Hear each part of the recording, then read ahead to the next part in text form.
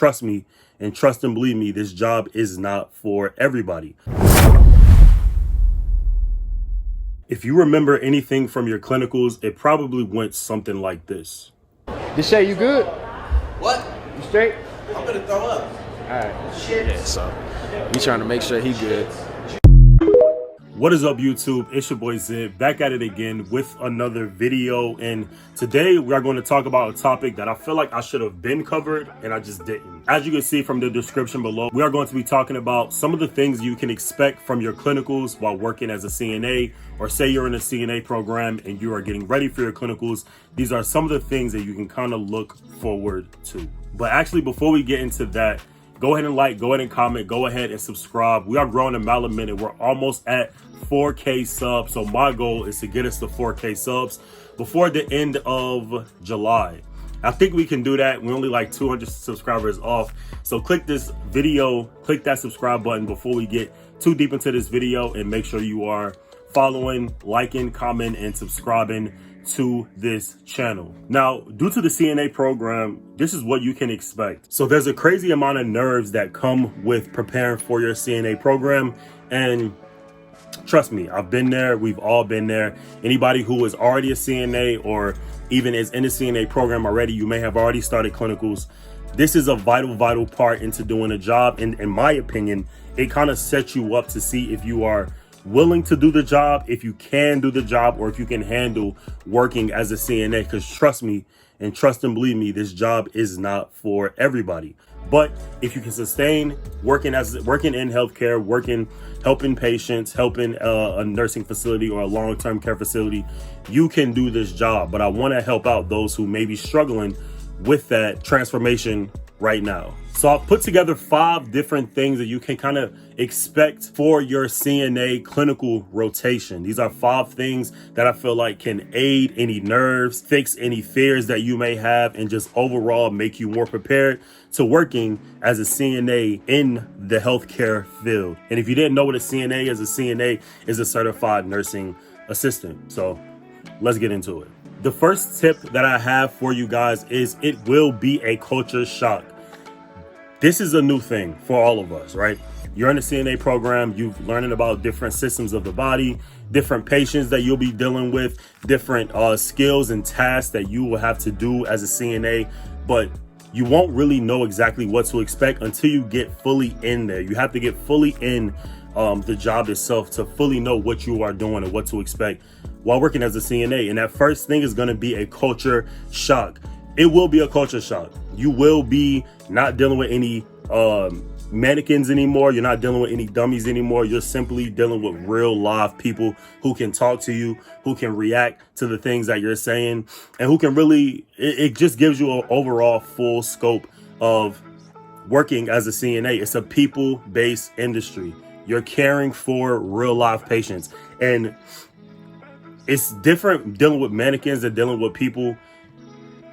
I can go into a full, book, a full, video about the experiences that I had while working with real live people in a nursing care facility. But you won't simply know what you're doing until you get around people. And I feel like that's what makes it real. So yeah, it will be a culture shock. It will be a culture shock. You will be taking vitals on real patients. You will be changing and caring for real patients. And I feel like the clinical rotation really sets it. It really gives you the perspective of, can I see myself doing this job, or can I not see myself doing this job? Will I get burnt out while doing this job? The culture shock came for me when I had my clinical rotation. Even though we dealt with mannequins fully for the most part, I worked in a facility before just as a patient care tech before I got my CNA. And it was really eye-opening to me, the type of work, because I had no clue, the type of work that CNAs do in the facility. And it's gotten even easier since I've worked in a hospital. Number 2, I kind of went over it in the first one, but it's going to expose you to patient care. You will be sitting, talking to patients. You will be feeding patients. I did a bulk of my clinical rotation with mannequins simply because it was COVID. It wasn't that much experience of facilities that are willing to take new students in, especially new students who haven't tested yet, They haven't taken the certification yet, certification state boards yet. They weren't allowing us to go around any patients at all, especially during COVID time. So we spent a bulk of our time dealing with mannequins. And in that time while dealing with mannequins, it's simple. You come in, you knock on the door. Hey, my name is, Zid. I'm be your CNA for today or tonight. And this is what I'm doing while I'm in your room right now. Those are the simple skills. We all know that, right? But it's different when you knock on the door and your patient's like, hey, I need to get up to go to the bathroom. That changes the entire, scope of, the skills that your tasks that you have to do while you walk in the room. When they say, hey, turn this channel. Hey, my blanket is this. Or, hey, can you just sit here and talk to me for a little bit? These are things that will happen. And that's where the real live patient care comes in. It's simply taking you off of what you plan to do, and you're dealing with real people, real emotions, real situations. So it'll give you a real live perspective on what your patient care is going to look like. Now we got number 3. Number 3 is going to be that this field is not perfect. Granted, when I did the clinical rotation, you see that you're fully staffed. You are a help to the CNAs. You're kind of just shadowing and looking to see what they do, different skills that they are, doing, in different ways that they handle certain patients or care for certain patients. And you start to realize that this is not a perfect, industry, especially once you get out on your own. Fully staffed is ideal, but it's not realistic all of the time. If I can say how many times I've worked fully staffed, will be maybe 70% of the time, simply because I worked most of my time in the hospital. A bulk of that time is spent on understaffed units with understaffed nurses, understaffed techs, understaffed supplies, and it's really a struggle bus once you get in fully into the industry. But the more experience you have and the more situations that you've dealt with, the easier the job does become. I will say that. But you start to realize during your clinical rotation that this field is not perfect. There's a lot of inadequacies in the field. There's a lot of things that need to be worked on. And simply, for me, it comes a bulk of it with staffing. If you're fully staffed, it makes the shift way easier. But me during clinical rotation, I'm seeing, hey, you have how many patients to deal with? 10, 12 patients.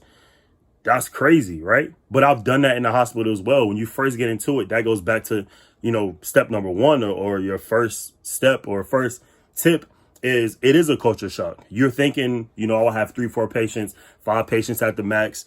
Due to my state ratio, maybe 7. But no, when you walk in and you're like, oh, you have half of the floor, 12 patients, that just puts a little bit of a jab to your real core, knowing that, this is really what the job is all about. Number 4 is you can make a decision. You can make a decision whether you want to do the job, whether you want to continue on with being a CNA, or if you want to go into something else.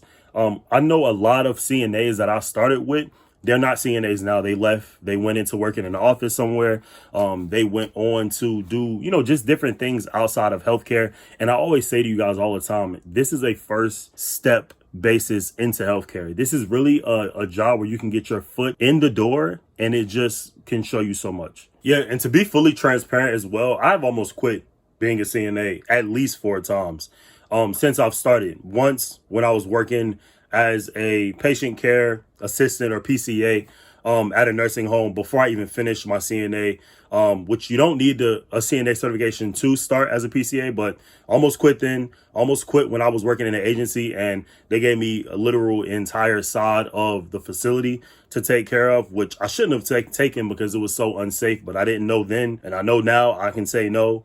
And then my 3rd and 4th time was working in the hospital when simply, just schedules wouldn't align. There's a lot more strict on schedules when it comes to, working. And when I was in the agency, I had full autonomy over my own schedule. But since I've started working as a PRN or per diem, I've enjoyed my schedule. Since I worked PRN, it has made my life extremely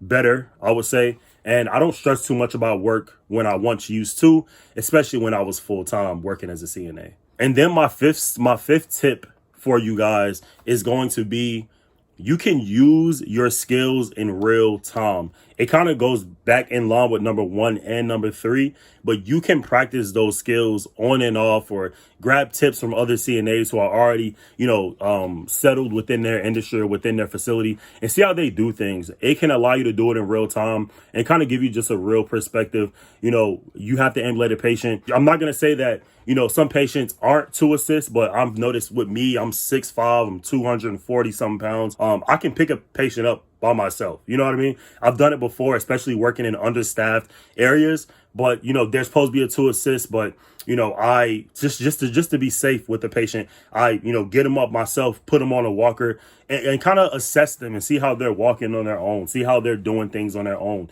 and know that it's not me saying, this is something that you should do. This is something that is the safest way to do things. But sometimes if it's just you, and it has been, it's not safe for you to work alone, but you do have to kind of figure things out on your own, especially when there's not anyone around you to ask. So these are different things that I've done before that I've seen work, and you get to use some of those real time, real life, real situations to kind of gauge the type of CNA that you will be. And I feel like being in the trenches, which I have before, which is like some of the worst nursing facilities if you're working in an agency or doing travel, or some of the worst floors in the hospital, which I have worked as well. These are things that push you to be a better CNA and kind of put a lot of things into perspective when it comes to working in healthcare. I hope this video helped you guys out. This is something that I definitely want to do a video, like this for a while, but I feel like I'm gaining, my little momentum with posting videos. So make sure you like, make sure you comment, make sure you subscribe.